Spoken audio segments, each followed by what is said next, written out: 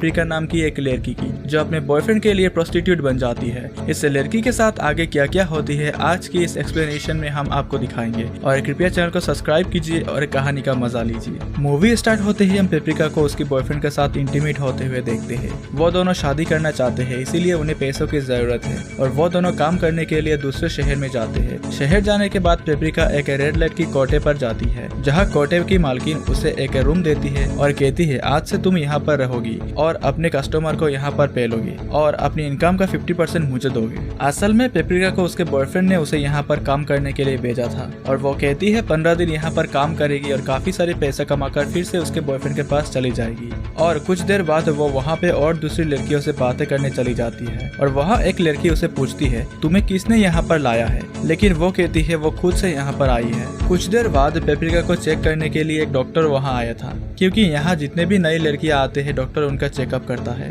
और तभी doctor Paprika को कहता है तुम बहुत छोटी हो, तुम्हारे लिए यह जगह सही नहीं है। इस पर पेप्रिका बोलती है मैं सिर्फ 15 दिन के लिए यहाँ पर रहूंगी, फिर वापस चला जाऊंगी। इस पर डॉक्टर बोलता है तुम वापस नहीं जा पाओगी। फिर शाम को पेप्रिका तैयार होकर नीचे आती है और उसे एक पहला क्लाइंट मिलता है और फिर वो रूम पे उसके साथ चली जाती है। और जब पेप्रिका उस आदमी के साथ इंटीमेट हो रही थी तभी उसे अपनी बॉयफ्रेंड की याद आती है और उस क्लाइंट को बिना सेटिस्फाई करके ही भगा देती है। इसीलिए वो क्लाइंट पूरा पैसा नहीं देता और कोटे की मालकिन उसे नाराज हो जाती है, उसे वार्निंग देती है। फिर कुछ दिन बाद पेप्रिका इस काम में बहुत फेमस हो जाती है, जिसके कारण जितने भी क्लाइंट वहाँ पर आते हैं सभी लोग पेप्रिका को सिलेक्ट करते हैं और उसी के साथ इंटीमेट होते हैं। इस तरह पेप्रिका कुछ ही दिनों में बहुत सारा पैसा कमा लेती है। इसी के बीच में पेप्रिका की दोस्ती एक फ्रेंच नाम की लड़की के साथ हो जाती है और वो पेप्रिका के पास रोज आने लगता है और फ्रेंच उसे प्यार भी करने लगा था, पर पेप्रिका उसे प्यार नहीं करती, इसीलिए उसे मना कर देती है। अगले सीन में हम देखते हैं पेप्रिका अपने बॉयफ्रेंड को फोन कर रही थी, लेकिन वो फोन नहीं उठाता है, जिसके कारण पेप्रिका काफी उदास हो जाती है और फ्रेंच के साथ डिनर पर चली जाती है।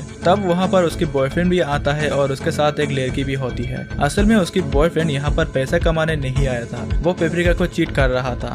और तभी पेप्रिका को पता चलती है कि उसकी बॉयफ्रेंड और ये लड़की मिलकर 3 सालों से पेप्रिका को चीट कर रहा है। इसके बाद पेप्रिका रोने लगती है और फ्रेंच उसे संभालता है और उसे अपने घर पर ले जाता है। और घर पर आने के बाद वो लोग फिर से इंटीमेट होते हैं और इंटीमेट होने के बाद फ्रेंच पेप्रिका को प्रपोज करता है और वो उसे मना कर देती है और फिर से कोटे पे आकर अपना काम करने लगती है। कुछ दिन बाद उसकी बॉयफ्रेंड वहाँ पर आता है और वो कोटे की मालकिन से बात करता है और पैसा मांगता है। तो मेरे प्यारे दोस्तों, इससे हमें यह पता चलता है कि उसकी बॉयफ्रेंड एक एजेंट है जो लड़कियों को अपने प्यार के जाल में फंसाकर कोटे पे बेच देता है। लेकिन इस बारे में पेप्रिका को नहीं पता था। वो पेप्रिका से अपना हिस्सा मांगता है, लेकिन पेप्रिका हिस्सा देने से मना कर देता है। अगले दिन कोटे की दूसरा एक एजेंट आकर एक लड़की को बुरी तरह मारता है, क्योंकि उसने भी पेप्रिका की तरह हिस्सा देने से मना कर दिया था। और पेप्रिका यह सब देखकर डर जाती है और ये शहर छोड़कर चली जाती है। मगर ट्रेन में उसे उसकी बॉयफ्रेंड पकड़ लेता है और उसके साथ जबरदस्ती करने लगता है। अगले सीन में हम पेप्रिका को उसकी बॉयफ्रेंड के साथ देखते हैं और वो कहता है उसे उसका हिस्सा देने के लिए, मगर पेप्रिका उसे इग्नोर करके एक जॉब ढूंढने बार में जाती है, पर वहाँ उसे कोई जॉब नहीं देता। फिर वो और एक कोटे की एजेंट से मिलकर